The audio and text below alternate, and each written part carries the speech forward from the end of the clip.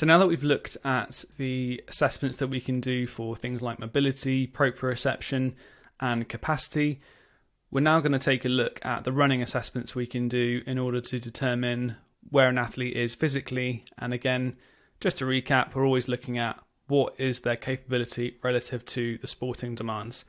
So now we've got really clear on what those sporting demands look like. And in section 2, obviously, we've established what running profile of hockey looks like. We know it's an intermittent sport with a repeat high intensity action focus. We know there's a large aerobic demand, and there are many elements of a running profile that an athlete needs. So we'd regard this as a sort of hybrid profile. So there's going to be a few things here we need to look at. You don't necessarily need to use all of these, but this just gives you an insight into the most appropriate tests for different contexts and the ones that are most important if you are to kind of get a test that's valid and reliable in order to measure the impact of a training program, and also to ensure that you've got real clear ideas of what a player can do, again, in relation to those sporting demands. So recap to begin with. It is an intermittent team sport, again, characterised by repeated high-intensity actions. And it also has a high running demand overall. So we know there's lots of volume in hockey, so we know from section 2 that we're probably looking at around anywhere between sort of 5 to 7 kilometres, maybe up towards 8 or 9 kilometres on occasions of total running distance. So if we're going to be doing that in multiple days, in a multi-day tournament, we're going to need to have a very large aerobic sort of capacity to tolerate that, to recover between actions on the pitch and then recover in between matches on any given day as well. The repeat high intensity action component is also the thing we need to prepare for most, because that is what characterises the sport. It's not an endurance sport, it is an intermittent repeat high intensity action sport. So we need to have things like acceleration, lactate buffering, anaerobic capacity to tolerate those sorts of demands as well. And there's this interplay between this high aerobic demand and repeated high intensity action. So this is what we mean by a hybrid profile. On the field, you're going to have occasions where there's going to be, periods of repeated high intensity action. So again, just recapping, that means anything between sort of 3 to 5 at a time sprints with less than 21 seconds recovery in between. So you need to have the ability to do that and perform at intensity, and that requires a large anaerobic capacity. But then in between those sort of bouts, you then need to be able to recover quickly, but also tolerate the total distances and high-speed actions and high-speed distances that you're going to be covering on the pitch in the whole game. And then if you're going to be doing that in multiple days in a week, you obviously need to be able to recover between those days as well. So we need both, and it's not one or the other. And hopefully at the end of this section, it'll become clear which sort of test you need to use or can use to assess these things, how to kind of piece it together, so which ones to look at first, and based on your context, which ones to pick overall. Okay, so again, as a kind of quick overview, these are all the different running sort of components that really are needed if you are going to play hockey at any sort of level. There is an acceleration and deceleration component. There's actually more high-speed decelerations than accelerations. So this is where things like strength training come in, and we'll obviously look at that in a future section. Change of direction ability. We need to understand how quickly someone can change direction, because we're all well and good being able to run in a straight line, but what about being able to change direction quickly and go again? Aerobic capacity, and then also anaerobic capacity. So all of these things need to be factored in. So we're splitting this section into two. There's speed-based assessments, and then there are aerobic capacity assessments as well.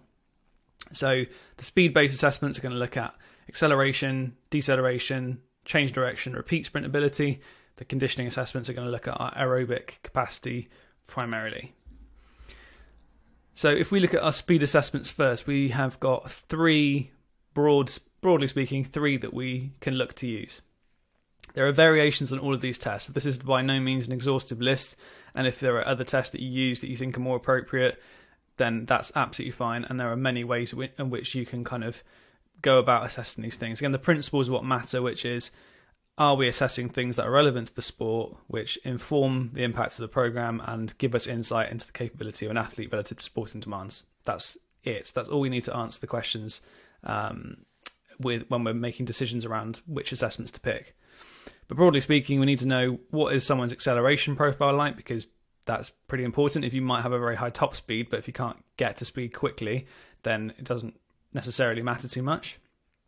A 30 to 40 meter sprint, by which I mean the split time between those two distances. So it's essentially a flying 10 meter sprint, and that's going to give you an indication of maximal sprint speed. And then an 8 by 40 meter repeat sprint ability test, which is 20 meters out and back, 40 meters in total. And I'll be talking through the protocols of these in just a second. So these are the three we're going to look at initially from the speed assessment side of things. So I've tried to include a photo alongside the sort of protocol in this section to kind of give you an insight into the kind of relevance of these sorts of tests and some obvious examples of when these things are likely to occur. So this test is from a standing start. Now, one thing you may say is that, okay, typically accelerations happen from a rolling start, and that I would largely agree with. It's why we do things like rolling 10 meter sprints to get an indication of flying sprint ability as well. But there are times when it's going to be from a relatively static start, and the penalty corner defence is probably the most obvious one. So if you are someone who comes off the line, then obviously being able to close distance fast to reduce time for attacking shots is key. And hockey players require, the ability to do these high intensity accelerations in both attack and defence. So it's not exclusive to one or the other. And a 10 meter sprint is a simple, reliable assessment of acceleration. I've included on these diagrams the little sort of lightning icon. That's just where, if you've got a timing gate, that's where you'd be going through the timing gate. So obviously there would be one at the start as well. And then at the end of the 10 meter sprint, the timing gate will recognise when you've gone through the gate and give you a 10 meter sprint time. Athlete sprints from a 2-point start. So 2 feet on the ground, no hands on the ground, to a 10 meter line as fast as possible. And then you have a 1 meter drop in. So you would start a meter back from the start line, so you get a meter drop in before starting the test. Now, ideally, you'd have timing gates for this. You'd have a timing gate set up at 0 and timing gates set up at 10 with this meter drop in beforehand. But you can also record it on there are various sort of pieces of software to do this. You can record it side on, and it will then obviously freeze frame when you go through the line, and it give you on the screen the readout of the time as well. So there's a few ways in which you can go about doing that. Obviously, a timing gate is a lot more accurate than that approach. So that's the first one, a 10 meter sprint test. Equipment wise, as I say, you probably just need the timing gates, which are obviously a bit more expensive. If you want to go low tech, you could obviously just record that as a video and look at the times. Then we've got a 30 to 40 meter sprint. So obvious example here is during things like counter attacks or when players are running more upright at speed with the ball. Players are going to need to be able to do or be able to sprint at maximal speeds and an upright position on the pitch. Now, these sorts of things don't necessarily happen that frequently, but when they do, they're often very game-impacting moments. So if you imagine a breakaway or defenders having to sprint back to get into effective positions to defend against counter-attacks, that kind of thing, all players need to be able to sprint at top speed. And it also raises the ceiling of something called the anaerobic speed reserve, which we'll look at in far more depth in the conditioning section. Effectively, what this means is that for any given speed, the faster someone's maximal speed, the relatively lower the percentage of that speed becomes. So if you're running at, say, 5 meters per second, which is 18 kilometers per hour on the pitch, and your top speed is 7, and then you're having to cruise at that speed versus someone whose top speed is 9 meters per second, the 9 meters per second athlete's got a much higher ceiling of speed, and so the relative mechanical cost of performing that action is lower. So it also has a lot of inherent value in raising the ceilings of our physical potential. And this assesses our maximal sprint speed because essentially we just divide 10 meters by the time achieved over that 10 meters. Obviously, if you've got the capacity to do so, you can incorporate 10 meter and flying 10 meter into the same test, because you could set up the timing gates here at 10 meters, and then you could also have timing gates set up between 30 and 40 meters as well. And all the player would do would be to sprint through. Obviously, the timing gate would record the time at 10 meters, and then as soon as they hit 30, the timing gate would start again, and then again at 40. And so it's a flying 10-meter sprint effort. And there isn't necessarily normative data on this for hockey players, but broadly speaking, from other research in things like football, we could say that around a 9 meters per second target for men and over 8 meters per second for women, which is a 1.11 second flying 10 or 1.25 flying 10 meter sprint for female athletes, would be a good ballpark. But I've put an asterisk there because clearly there's no sort of upper limit to this. It doesn't really, if you get to a point of 10, 11, like insanely fast speeds, there's no downside to getting faster, essentially. So although these are targets, basically the faster the better, in a nutshell. So yeah, very simply, 30 meter sort of initial section here. The timing gate starts on 0, stops on 10, and that's the distance over which you sprint. So then we've got your acceleration and maximal sprint profile, and you'll be able to see quite clearly which of the two is potentially a limiting factor. Just move myself over. Then we have a repeat sprint ability test, and this one is a test that gives you a lot more information than the other two because it actually provides more than one piece of information.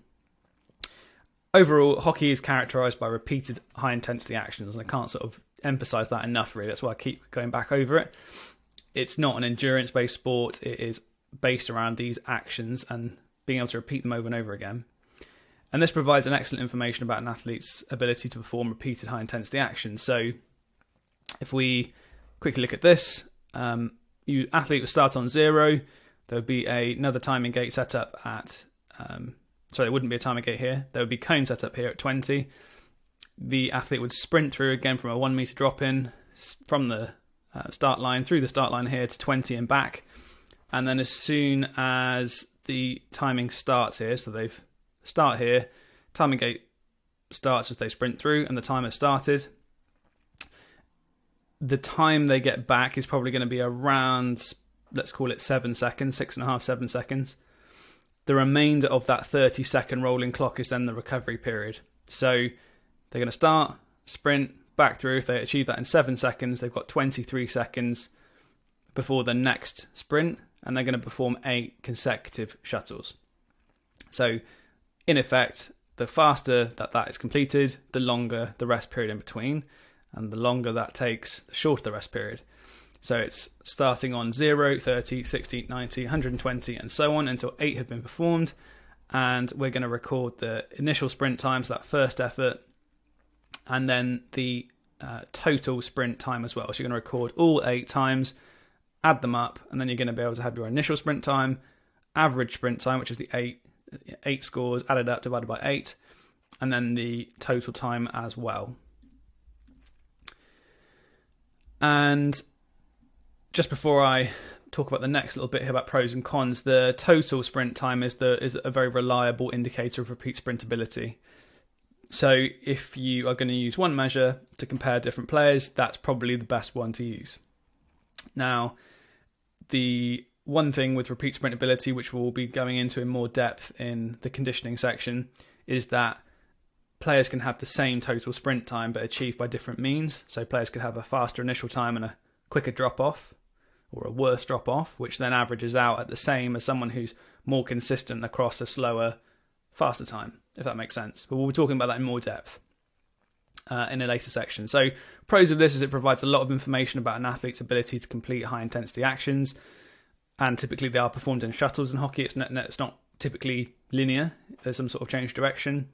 But they are hard to complete at scale, and they are very high intensity. So the one issue there around it's hard to complete at scale is that typically, unless you've got lots of speed gates, if you are going to use speed gates for this, which I would highly recommend, then only really one person can go at a time, and this obviously takes 4 minutes per person to complete. So in a squad of 80, that's going to take a long, long time. There are other alternatives. You could, I've seen, for example, all players performing it simultaneously, and rather than recording the time, it's a distance over time, so a 5-second sprint and the distance recorded.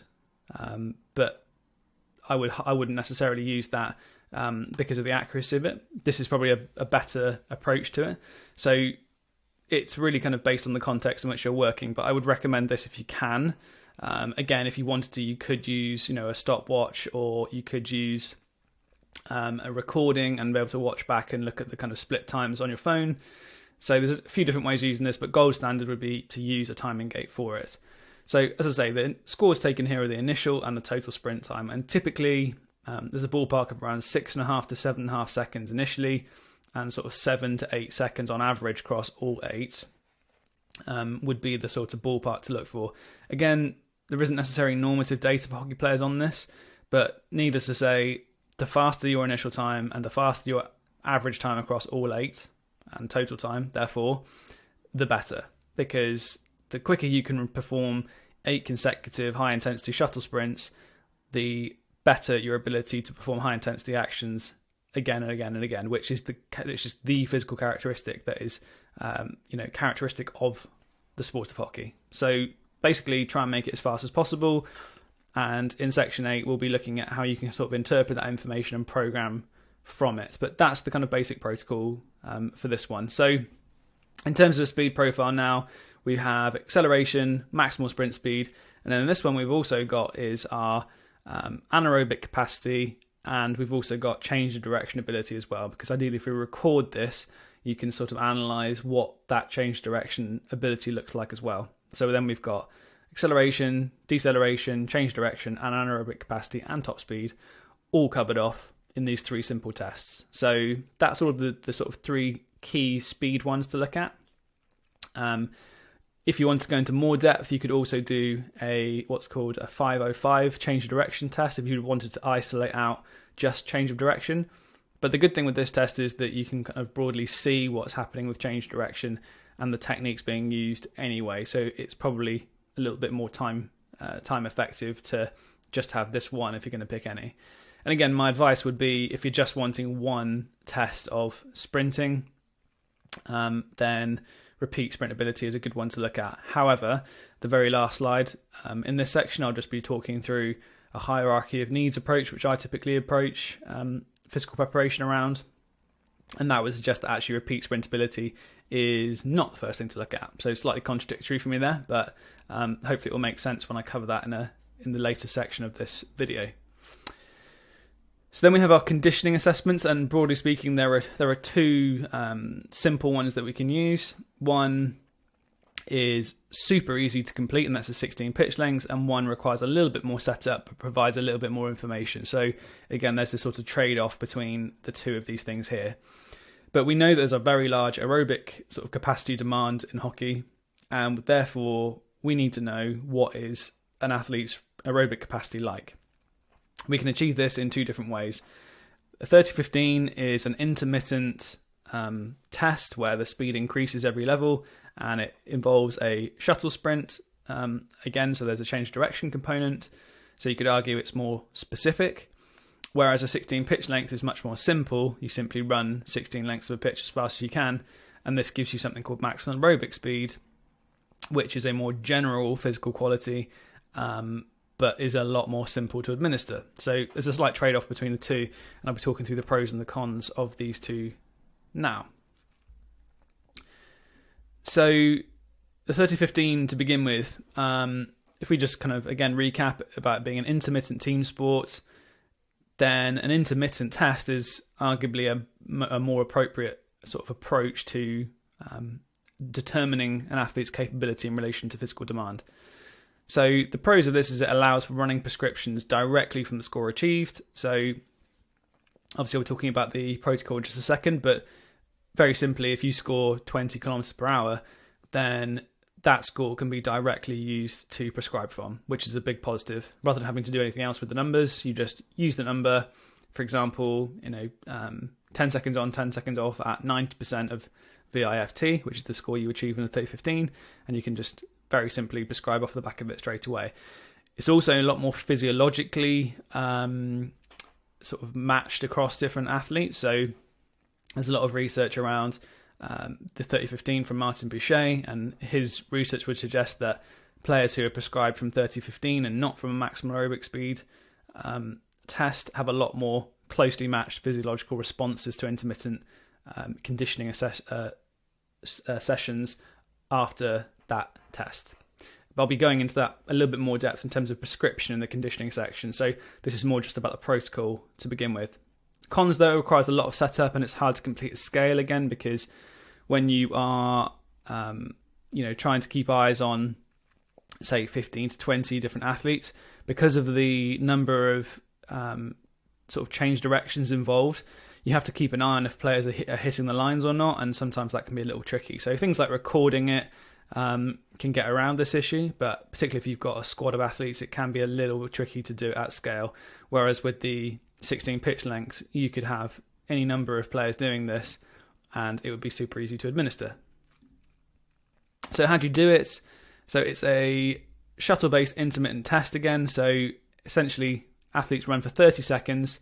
You'll see there's a line A, a line B, and a line C here. So athletes start on line A. They run for 30 seconds along this yellow dotted line here. And a beep is heard on the track when an athlete needs to have hit the next line. So there's a set speed to begin with. It starts at 8 kilometers per hour. And then once that 30-second period is over, the athlete will walk to the next line and then begin again. And the speed will increase by half a kilometre per hour on the next level. So it starts at 8 and it goes up in half kilometre per hour increments. And by the end, an athlete will have achieved a score in kilometres per hour, which is called the velocity in the intermittent fitness test, or VIFT. So for example, if an athlete completes level 20, but they can't then complete level 20.5 after, which is 20.5 kilometers per hour as a running speed, then their final score would be taken as 20 kilometers per hour.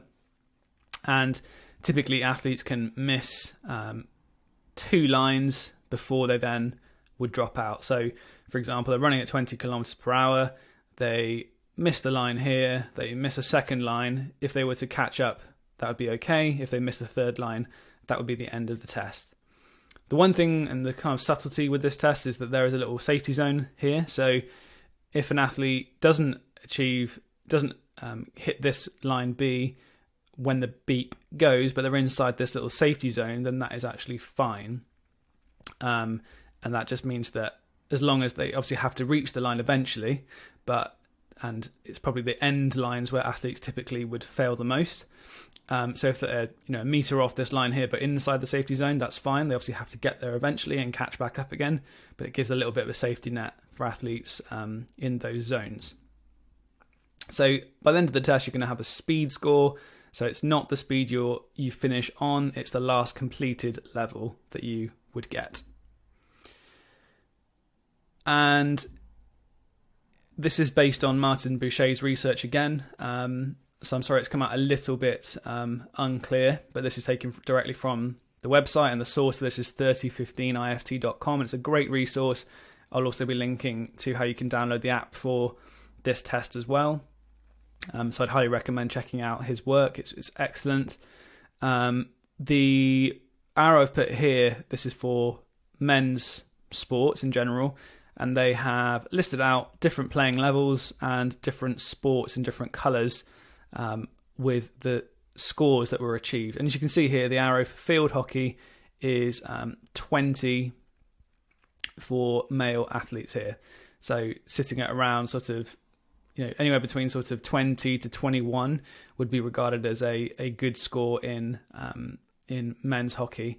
Some of the higher levels, though, you'd probably be looking more about 22. So if you're thinking about international men's hockey, you're probably looking at around 22 as a benchmark to try and aim for. So that gives you some sort of ballpark idea. But what's helpful here is it gives you a whole range of different scores. So you can look at what a 14-year-old, 15-year-old, 17-year-old, all the way through to seniors would typically be looking like. So in the sort of 15, 16-year-olds, around sort of 18 is pretty typical. And then obviously you can see the scores elevating the higher the playing level goes. So it's up and to the right as the playing level increases. So as I say, international men's hockey, if you look down here, above 20 and more like 21 at the top level. It's not on here, but I have seen scores above 22.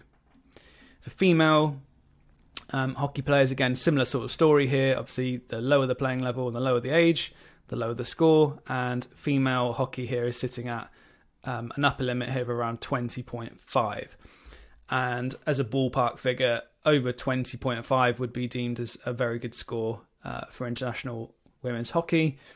Again, if you could achieve 21, that would be a really outstanding score. And above 20 again would be good. So above 20 would be good, 20.5 would be really good, and 21 would be world class. You'd be able to compare against different sports here as well. So age-wise, similarly, around that sort of 16-year-old age for things like there's handball primarily.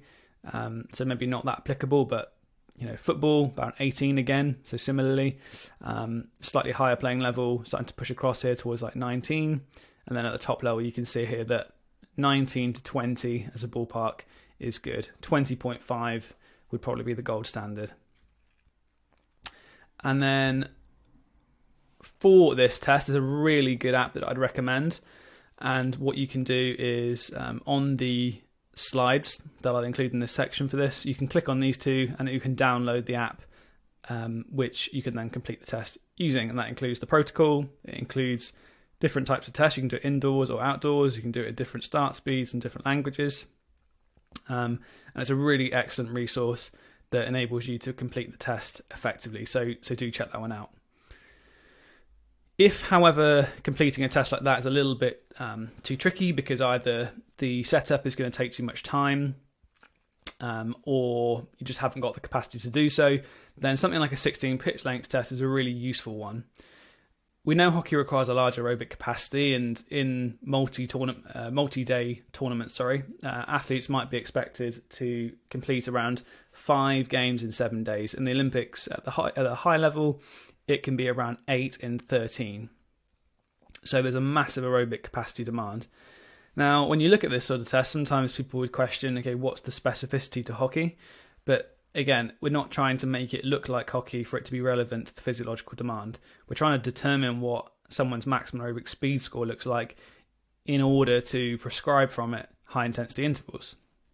So the pro is that this doesn't require any equipment. You very simply run 16 lengths of the pitch as quickly as you possibly can. So A, you don't need any equipment, you just need a timer, and B, you can do this at scale. Whether you have 5, 10 or 30 athletes completing it, you can really easily just keep calling out the times as players come through.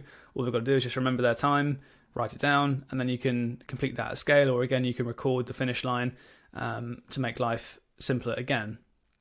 Con though is that it doesn't account for anaerobic speed reserve, whereas the 30-15 does. Because it's intermittent, the 30-15 will go above your VO2 max, whereas this score will effectively measure the lowest speed that your VO2 max is going to occur at. So because there's no break in between the run is continuous, you can't really go above your VO2 max. Whereas in 30-15, because it's intermittent, you go slightly above it and recover, slightly above it and recover, and so you can go much, much faster. So the intervals that you can prescribe from 30-15 are going to be a little bit more intensive, whereas this test is going to be a little bit more effective in terms of large numbers, and it's just so simple, but you don't necessarily account for things like anaerobic speed reserve, which I'll be talking about in more detail in the conditioning section. So lots of pros to it. There are also some downsides, but generally it's a really simple and effective test of maximum aerobic speed. So very simply, the athlete completes that distance. The distance is 1,462 metres or 1,600 yards. So a hockey pitch is 100 yards or 91.4 metres. All you need to do is just get the time recorded in minutes. So, for example, 6 minutes, 15 seconds. And this is going to provide you with your maximal aerobic speed. So 30-15 doesn't give you maximum aerobic speed. It gives you what's called the velocity in the intermittent fitness test, which is what you would regard as a composite score, accounting for maximum aerobic speed as well as the anaerobic speed reserve, whereas this is simply just maximal aerobic speed. So it's practically and logistically far simpler, but not optimized for physiology, whereas the 30-15 is optimized for physiology, but not necessarily optimized for logistics. So this is just going to depend on your context.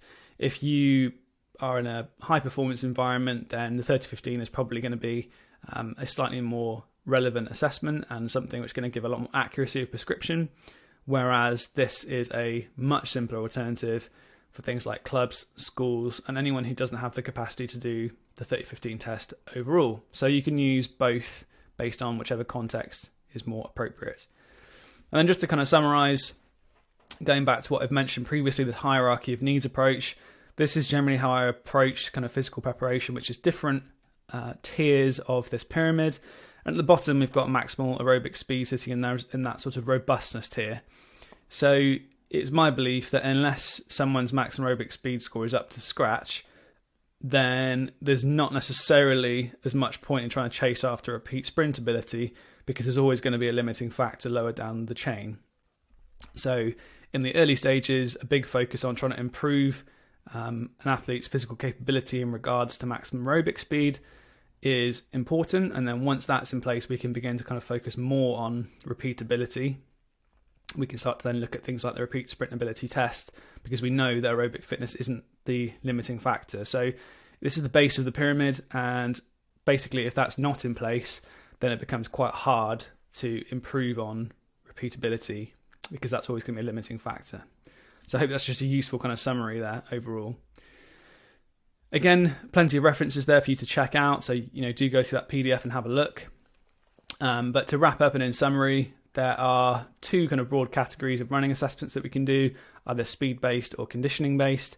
The speed ones are going to give us lots of useful information around an athlete's ability to perform repeat high-intensity actions, and the conditioning assessments are going to give us lots of information about someone's aerobic profile.